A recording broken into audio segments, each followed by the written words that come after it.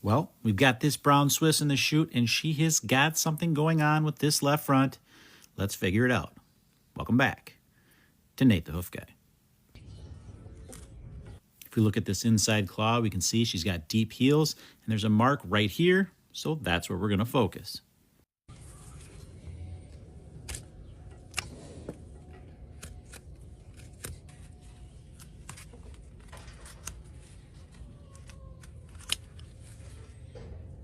With just a couple knife passes, we've already worked through 2 layers.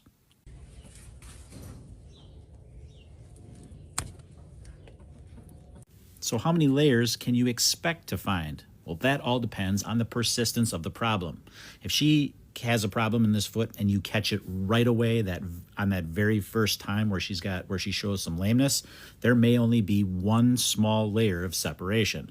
However, if you don't catch it early on, there's going to be a layer there. She might start to get better. That lameness might go away.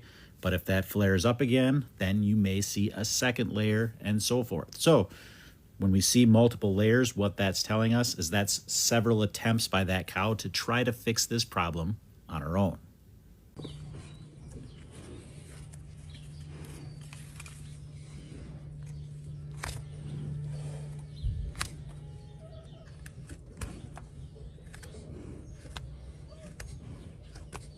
If we look right in here, we can see there is yet another layer of separation, meaning this hoof horn in between these 2 spots will need to come away.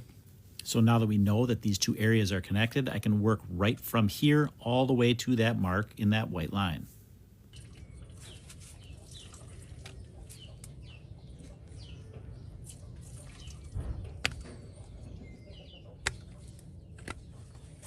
Is there a chance that they ever wouldn't be connected? And it's very rare. Almost always when you see separation at the heel bulb, it's due to a problem in that white line or in that typical sole ulcer site. You can see here, there's some separation along this edge yet, so that's what I'm going to focus on. I get questions a lot about how do I know what to remove and things like that. What I'm doing is just following those edges. If I can see a clear edge there where there's hoof horn lifted away from that sole, I know it needs to come away. As I work my way right along this edge here, that's all I'm doing. I'm using the hook of my knife to follow that area of separation right down to that potential problem area.